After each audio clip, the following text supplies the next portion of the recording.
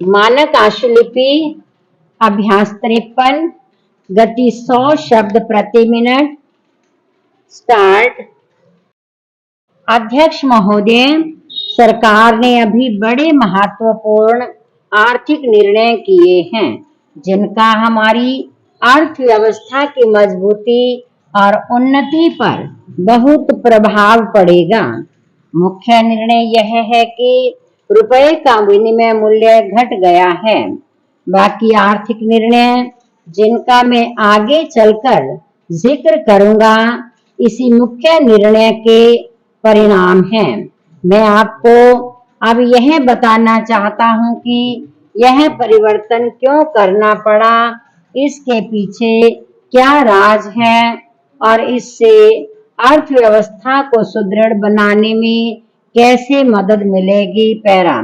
सबसे पहले मैं यह स्पष्ट कर देना चाहता हूं कि सरकार की दृष्टि में रुपए के विनिमय मूल्य में क्या अर्थ है।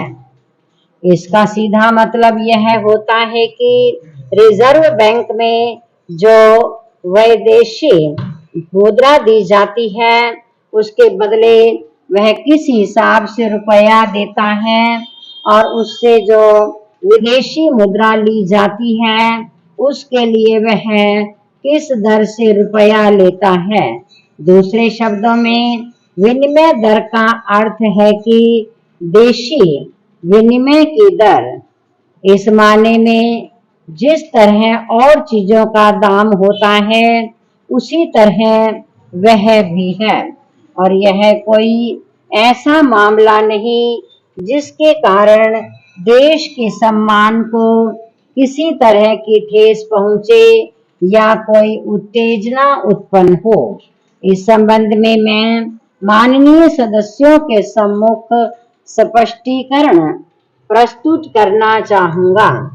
चाहिए तो यह कि अन्य प्रकार के माल की तरह विदेशी मुद्रा का दाम तय करने में भी केवल आर्थिक बातों का ही ध्यान रखा जाए। वास्तव में विनिमय मूल्य आर्थिक वास्तविकता के अनुसार ही होना चाहिए।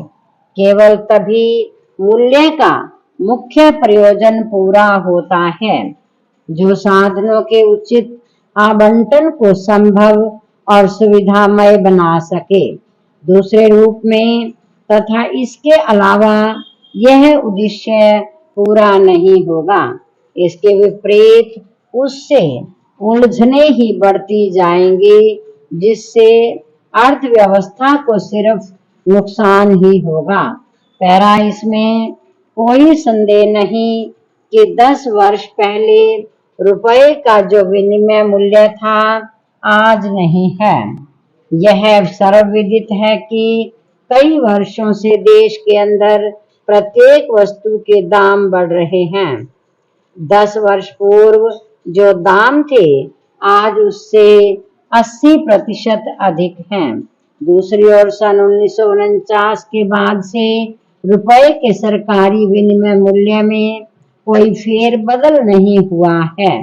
संसार के जिन बड़े देशों के साथ हमारा व्यापार होता है, वहाँ चीजों के दाम इतने नहीं बढ़ते हैं जितने कि भारत में। इसका नतीजा यह होता है कि हमारा माल वहाँ की मंडियों में औरों के मुकाबले महंगा बैठता है, जिसके फलस्वरूप वहाँ का खरीदार निरुत्साहित हो जाता है। इसके साथ ही हालत यह है कि हमारे लिए निर्यात बढ़ाने की और विदेशी मुद्रा अधिक से अधिक कमाने की आवश्यकता बराबर बनी रहती है।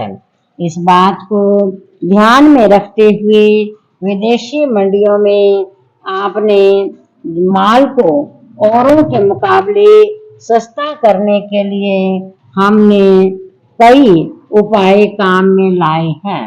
उदाहरण के लिए निर्यात को सहारा देने के लिए हमने कई प्रकार की सहायता दी है। हमने निर्यातकों को कच्चा माल तथा मशीनरी आयात करने का अधिकार दिया। उनको सीधी आर्थिक सहायता दी और हाल ही में कर ऋणों की भी सुविधा प्रदान की, परंतु इन उपायों का ज्यादा असर नहीं हुआ क्योंकि हमारी कठिनाइयां ज्यादा गहरी हैं।